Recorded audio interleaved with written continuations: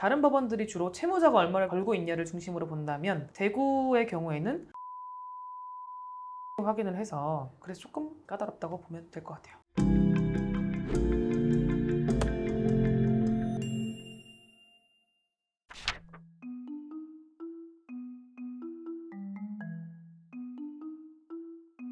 저희 지역별 법원 컨텐츠가 인기가 많아요. 네. 이 지역도 해달라고 댓글 네. 달아주시고 네. 그래서 오늘은 대구 한번 설명 부탁드릴게요. 그 대구는 저의 고향입니다.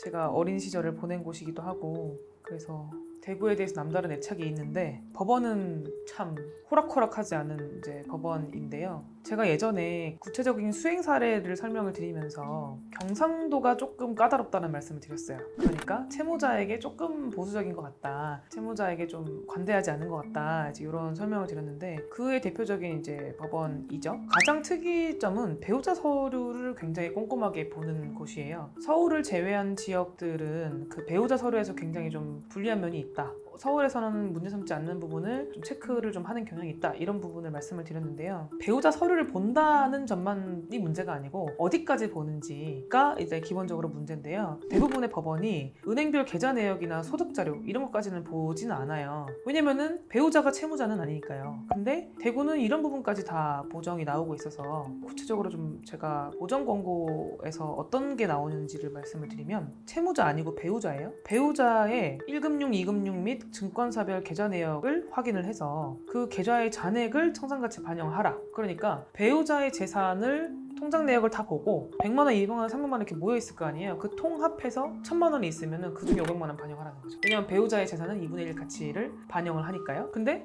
다른 법원 같은 경우에는 배우자의 계좌 잔고 전액을 청산가치에 반영하라고 하지 않으니까 다른 지역에 비해서는 대구가 조금 더 청산가치를 좀 꼼꼼하게 본다라고 이해하시면 될 것 같고 보험 가입 내역서 및 예상 해지 환급금 확인서를 발급받아서 예상 해약 환급금을 청산가치에 반영하라. 채무자의 예상 해약 환급금은 당연히 청산가치에 반영을 해요. 어느 법원이나. 근데 배우자의 예상 환급금도 2분의 1 반영을 해야 된다는 거죠. 그리고 위텍스 전국 지방세 납부 내역서를 조회를 해서 배우자의 재산세 납부 현황을 확인한 후에 청산가치에 반영을 하는 거죠. 그러니까 배우자의 재산 내역을 일단 다 보는 거예요. 지방세가 보통 이제 부동산이나 또는 사업소득이나 자동차세 이런 것들이 다 이제 발급이 나오는데 그걸 확인해서 혹시 누락된 재산이 없는지 그리고 약 5년간의 지방세 내역을 보거든요. 배우자가 3년 전에 처분한 재산 같은 것도 다 드러나는 거예요. 그러다 보니까 만약에 그거를 청산가치 반영하기 싫으면 또는 청산가치 반영할 수 없는 재산이면 그런 부분을 법원에 소명을 해야 되는 그러니까 좀 까다로워지겠죠. 그리고 지적전산자료 조회 결과 지적전산자료는 이제 토지 보유 현황에 대한 자료인데 요거를 또 확인을 해서 청산가치 반영하라 라고 하는 거고요. 배우자의 소득 관련해서 배우자의 직업, 배우자의 소득 금액 그리고 위 소득 확인을 위해서 소득 금액 증명원, 연금 산정용 가입 내역 확인서,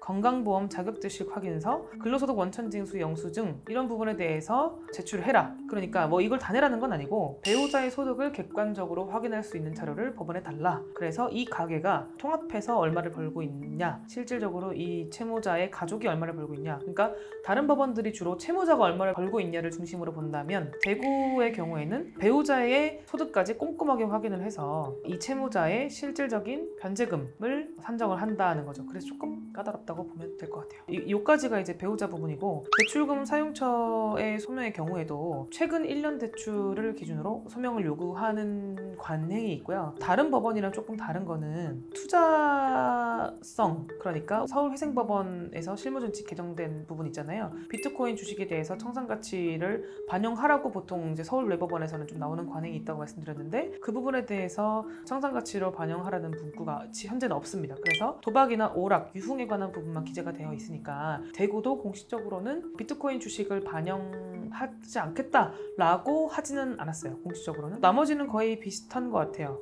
그리고 다른 법원들에 비해서는 속도가 조금 빠른 편이고 대부분은 2-3개월 내로 나오는 것 같아요. 준비해야 될 서류가 엄청 많은 거네요. 그렇죠. 채무자만큼 배우자의 소득자료, 재산자료가 사실 대부분이잖아요. 그러니까 그거 내라고 하는 거니까 초반에 준비해야 될 부분들이 좀 많죠. 그리고 참고로 금지명령 인용률은 높은 편이에요. 제가 지난번에 광주는 다 기각이 말씀드렸잖아요. 그러니까 어제도 기각돼가지고 법원이요. 금지명령이 기각되면 기각 결정문을 꼭 보내주는 건 아니거든요. 그러니까 금지 명령 신청서를 냈는데 그냥 안 받는 거죠. 금지 명령을 안 내려주는 게 곧 금지 명령을 거절하는 거예요. 근데 광주법원은 금지 명령 기각 결정문을 꼭 보내줘요. 네, 그래서 제가 그걸 자꾸 받아서 또 기각됐네? 네, 이러면서 또 광주야? 이렇게 확인을 하게 되는. 그래서 올해 10월까지 접수된 광주 사건 중에서 금지 명령이 인용된 사례는 단 한 건도 없다. 금지 명령을 다시 신청해도 또 기각을 내려준다. 이유는 없다. 이유에 대해 설명해주지도 않는다. 그럼 광주에 비해서는 순한 맛이네요. 그래도 대구가. 그렇죠. 금지 명령을 인용해주는 법원은 거의 인용을 해줘요. 웬만하면 받아줘요. 지금 저희가 다음 지역이 전주인데요. 예고편으로 네. 말씀드리자면 전주도 금지 명령이 다 나왔어요. 네, 어떤 케이스든지 상관없이. 그러면 오늘 대구는 별 몇 개? 되고요. 네. 4점 드리겠습니다. 왜냐면 나머지는 되게 좋죠. 채무자 입장에서 서류만 빨리 준비하면 빨리 나오고요. 그리고 금지 명령을 받은 상태에서 조금 더 편하게 진행을 할 수 있고 기타 다른 보장들이 크게 없고 서울회생법원이랑 똑같이 주식코인 반영하지 않는 법원이고 이런 부분에 대해서는 굉장히 좋지만 대신에 미호는 상관이 없겠네요. 배우자가 있으신 분들은 이런 부분을 꼼꼼하게 보정을 해야 된다. 그래서 아무래도 배우자 몰래 진행하기는 어렵겠죠. 그래서 그걸 참고해서 진행하시면 될 것 같습니다. 네, 이상입니다.